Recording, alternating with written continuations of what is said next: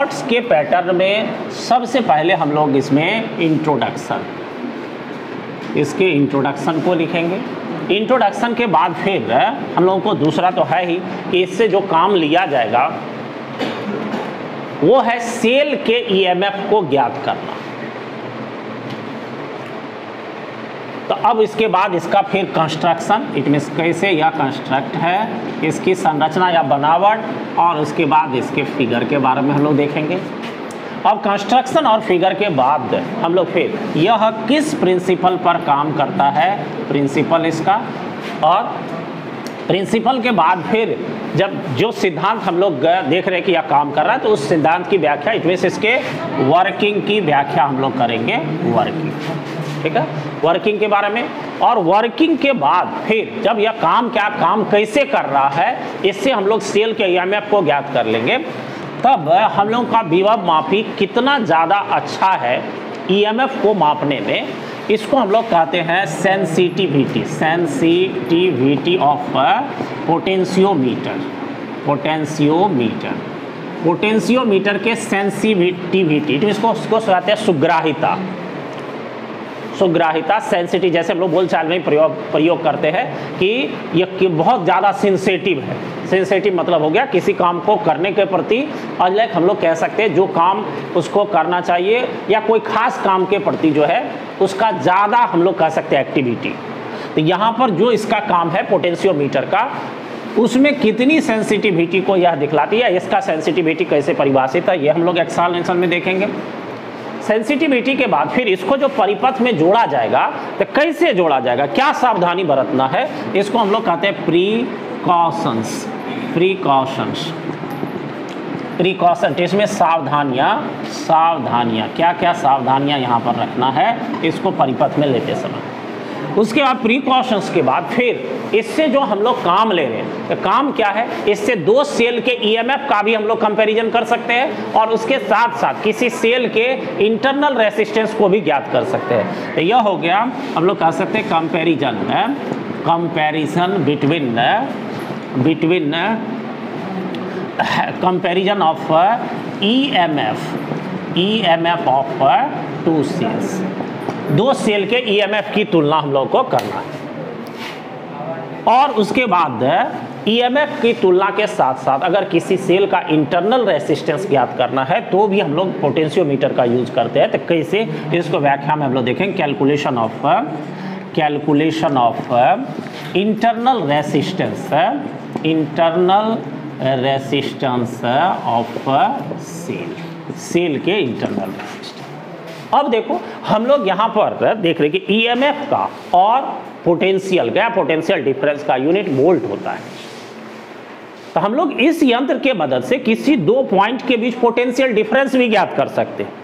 तो अब पोटेंशियल, किसी दो पॉइंट के बीच पोटेंशियल डिफरेंस दिखाने वाला दूसरा यंत्र होता है वोल्ट मीटर। हाई स्कूल स्तर में पढ़ने के लिए तो एमीटर और वोल्ट मीटर। तो एमीटर किस परिपथ के किसी भाग में या परिपथ में उपस्थित धारा के मान को बतलाता है। वोल्ट मीटर जो है वह परिपथ के किसी दो बिंदुओं के बीच से पोटेंशियल डिफरेंस को बतलाता है। तो हम लोग देख रहे हैं इससे भी हम लोग पोटेंशियल डिफरेंस ज्ञात कर रहे हैं। तो यहाँ पर एक क्वेश्चन बनता है कि वोल्ट मीटर और पोटेंशियोमीटर दोनों से अगर हम लोग किसी दो बिंदुओं के बीच विभवांतर को मापते हैं तो दोनों में से कौन ज़्यादा सुपेरियर होता है, कौन ज़्यादा श्रेष्ठ होता है, कौन अच्छा होता है और क्यों होता है, इसकी व्याख्या इट मीन्स हम लोग यहाँ पर कह सकते हैं कंपैरिजन हम लोग करेंगे, comparison of superiority, superiority of potentiometer, potentiometer and हम लोग कह सकते हैं वोल्ट मीटर, इसके बारे में। तो इट मीन्स हम लोग सीधे तौर पर देख रहे हैं, यह सब हम लोग को व्याख्या का नोट्स का पॉइंट होगा। इन सब को तुम एक शॉर्ट क्वेश्चन के रूप में भी ले सकते हो।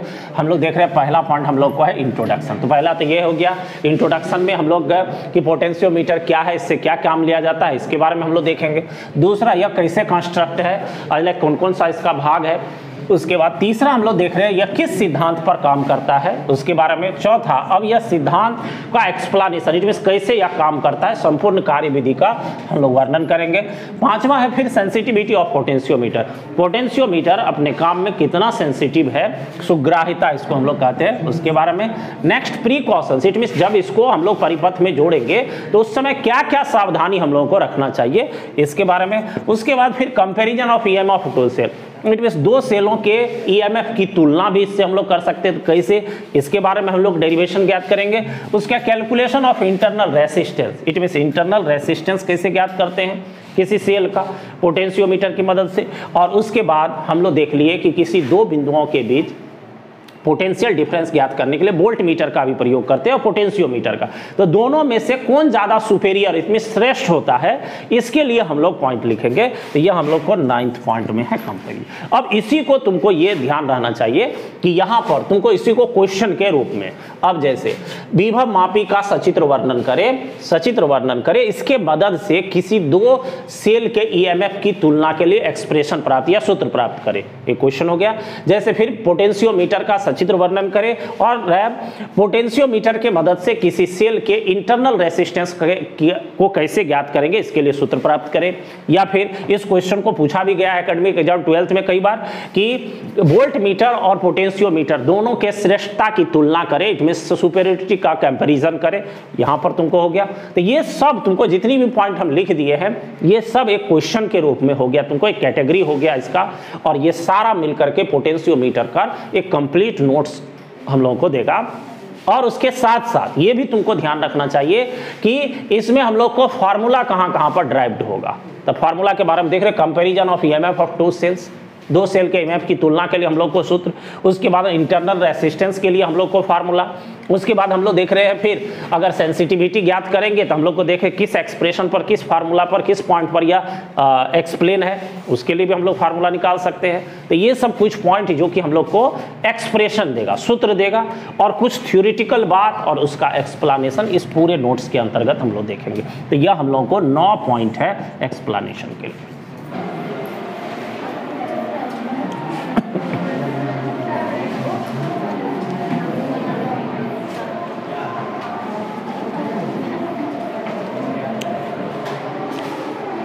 देखो आप,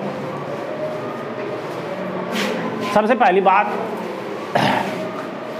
कि अब नोट्स में तुम कहा, इसमें पूरा कहानी ही है, तो अगर तुमको कहानी पूरा लिखना है भर के तब तो लिखना पड़ेगा। अगर ध्यान से सुन लोगे कुछ देर तो सारा नोट्स तुमको क्लियर हो जाएगा, और एक्सप्रेशन कम और थोड़ा सा शुरुआती स्तर में भाषा ज़्यादा है, इसलिए अगर ध्यान से बोर्ड पर नहीं देखिएगा तो फिर यह कभी तुमको तैयार भी नहीं हो पाएगा और बोरिंग भी लगेगा, है बड़ा इंटरेस्टेड, इसलिए नोट्स को देखो। तो हम लोग सबसे पहले इंट्रोड्यूस करें, ध्यान दीजिए इंट्रोडक्शन में कि पोटेंशियोमीटर का क्या काम है। तो सबसे पहले देख लिए कि पोटेंशियोमीटर के मदद से हम लोग किसी सेल के ईएमएफ को ज्ञात कर सकते हैं, किसी सेल के ईएमएफ। तो हम लोग इससे क्या काम करेंगे, पहले इसका काम हो गया पोटेंशियल इंट्रोडक्शन में कि किसी सेल के ध्यान से सुनिए, ध्यान से बोर्ड पर एकदम सबका ध्यान होना चाहिए। तो किसी सेल के ईएमएफ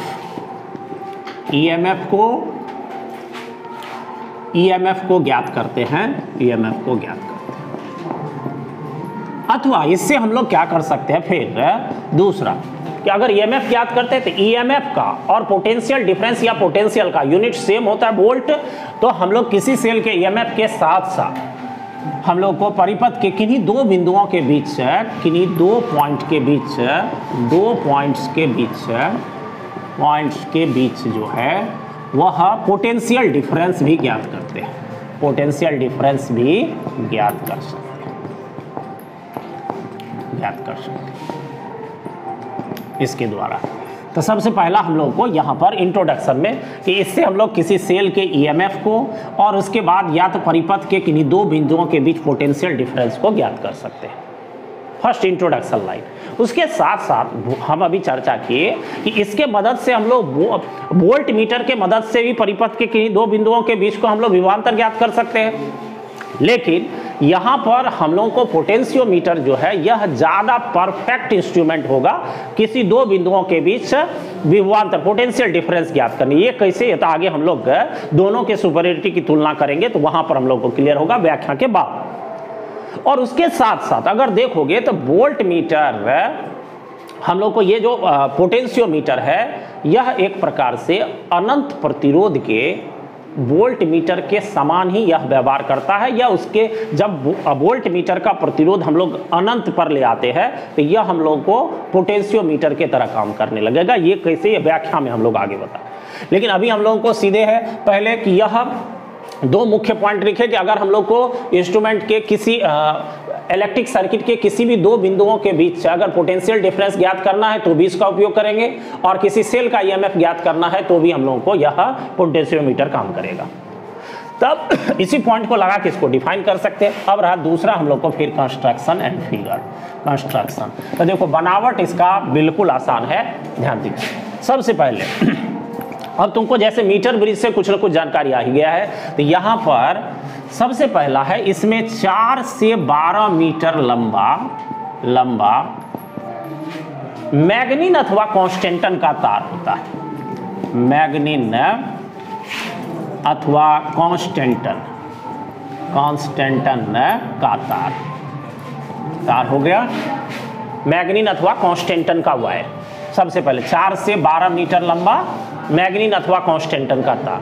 अब कहोगे कि ये तार क्यों प्रयोग किया जाता है, तो मूल रूप से इसका जो रीजन है इस तार को यूज करने का, एक तो सबसे पहला इसका जो विशिष्ट प्रतिरोध होता है और प्रतिरोध ताप गुणांक होता है, इस दोनों के कारण इसका यूज किया जाता है।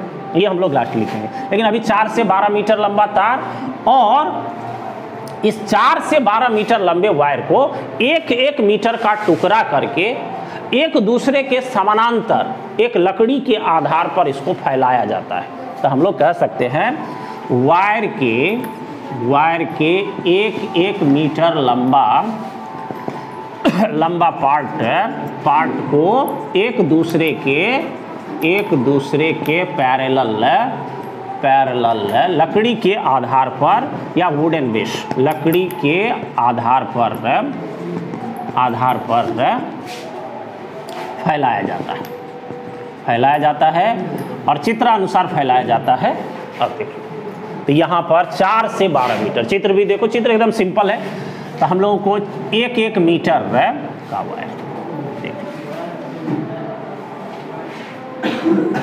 मान लीजिए ये हम लोग को अभी कितना टुकड़ा 2-2 4 हो गया, तो 4 से 12 मीटर कम से कम होना चाहिए। तो 4 से 12 मीटर के वायर का, तो यहाँ पर प्रत्येक का 1-1 मीटर का टुकड़ा होगा। तो हम लोग यहाँ पर 1-1 मीटर का टुकड़ा ले लिए, एक दूसरे के पैरेलल इसको व्यवस्थित किए। किस पर? वुडन बेस, लकड़ी के बेस पर, लकड़ी के आधार पर। इसके समानांतर इसके रीडिंग को पढ़ने के लिए, इसकी स्थिति को पढ़ने के लिए एक मीटर स्केल भी होगा। तो यहाँ पर एक मीटर स्केल जो है इसके पैरेलल में रखा जाता है, यहाँ पर मीटर स्केल या मीटर स्केल। और मीटर स्केल में हम लोग को यहाँ पर 10, 20, 30 या 40, 50, 60, 70 और हम लोग थोड़ा सा इसको ज़्यादा बड़ा कर दिए, यहाँ एक दे देते हैं और एक यहाँ। तो 10, 20, 30, 40, 50, 60, 70, 80, 90 और 100। इस तरह से 100 सेंटीमीटर का या मीटर स्केल को हम लोग नामांकित कर देते हैं किससे? एम से। देख लो, अब इसमें जितना भी वायर है सब वायर को एक तांबे की पत्ती से सीरीज क्रम में जोड़ दिया जाता है। जैसे यह वायर है, यहाँ पर इस भाग को यहाँ से एक तांबे की पत्ती से ऐसा जोड़ दिया गया, या तुमको तांबे की पत्ती ठीक है। उसके बाद फिर सीरीज में जोड़ेगा, तो यहाँ पर भी हम लोग देख रहे हैं, इसको थोड़ा मोटा कर देते हैं। फिर उसके बाद यहाँ पर भी हम लोग दिखा सकते हैं, यह भी हम लोग को तांबे की पत्ती हो गई।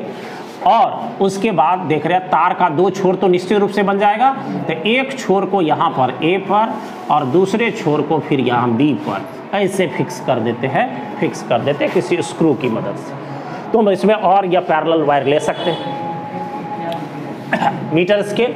अब इसके साथ साथ जो है वह स्लाइडिंग जॉकी स्लाइडिंग जॉकी जो होगी जिसमें हम लोग नल पॉइंट खोजेंगे, इस स्लाइडिंग जॉकी का जो सिस्टम रहेगा यहाँ पर जुड़ा हुआ, उस स्लाइडिंग जॉकी का जहां पर नल पॉइंट होगा उस नल पॉइंट की स्थिति हम लोग किसके मदद से ज्ञात करेंगे? मीटर स्केल की मदद से।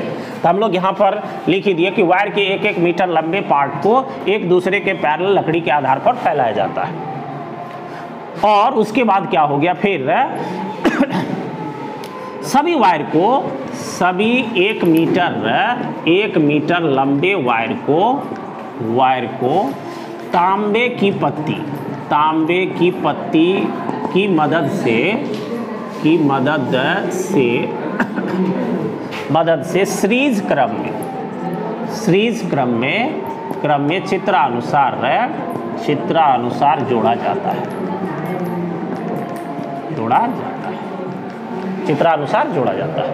उसके बाद हम लोग कह सकते हैं वायर के पैरेलल। देख लो, वायर के पैरेलल एक मीटर स्केल होता है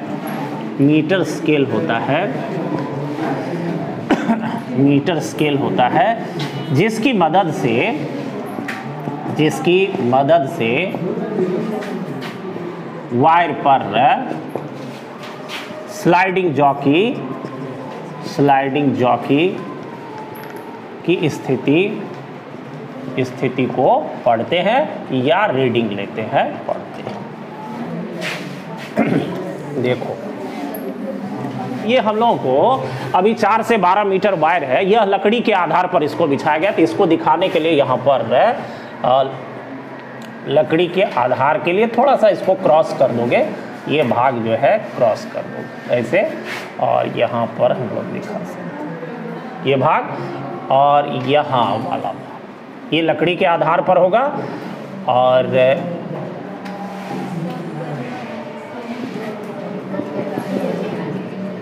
ऐसे यह भाग, और ये तो देख ही रहे हो कि यह भाग हम लोगों को यहाँ पर जो नंबरिंग या लिखा हुआ है इसके नीचे अगर जगह होगा तो इसको भी तुम दिखा सकते हो ऐसे करके।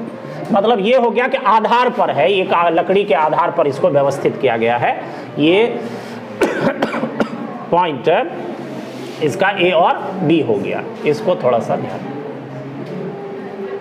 ये पॉइंट जो है इसके अंदर लेने का प्रयास करोगे कि ये भी इसके अंदर आ जाए, ठीक है, इसके अंदर। यहाँ हम थोड़ा सा पहले दे दिए थे ए और बी हो गया, ये मतलब सिर्फ ये वाला भाग जो है तुमको इसमें। अब देखो स्लाइडिंग जॉकी की स्थिति, तो स्लाइडिंग जॉकी का जो सिस्टम होगा वह वायर पर तुमको स्लाइडिंग जॉकी होगा। वैसे इसका जो स्लाइडिंग जॉकी होता है यहाँ पर हम सिर्फ समझाने के लिए लिख देते हैं, ये तुमको स्लाइडिंग जॉकी है जो स्थिति सिचुएशन के अनुसार according to situation null point को देगा, या स्लाइडिंग जॉकी इसको टच करेगा इस तरह से। तब मूल रूप से देखो मीटर स्केल 4 से 12 मीटर लंबा वायर, और उसके बाद तुमको हो गया दोनों इसका एंड्स यहाँ पर है, और इसके पैरेलल में क्या लगा हुआ है, मीटर स्केल लगा हुआ है। और तुम देखोगे अब ये भी क्वेश्चन कर सकते हो मैग्नीन और कांस्टेंटन का वायर ही क्यों?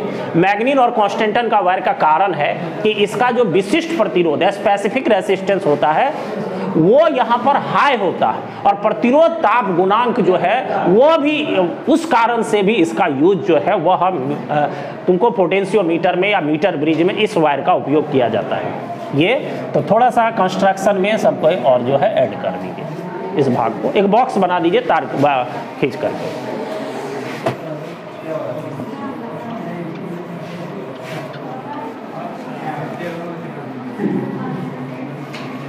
हो गया होगा। चलो इस चित्र को और अच्छी तरह से सबको जो है अच्छी तरह से इसको एक बार प्रेसली और अच्छी तरह से बना लोगे। अभी जो पॉइंट जो इसका भाग था उस भाग को दिखाते हुए एक आंशिक चित्रण हम इसको किए, इसको प्रेसली अपना फिर जो है अपने 1-2 बार प्रैक्टिस कर लोगे, अच्छी तरह से बन जाए।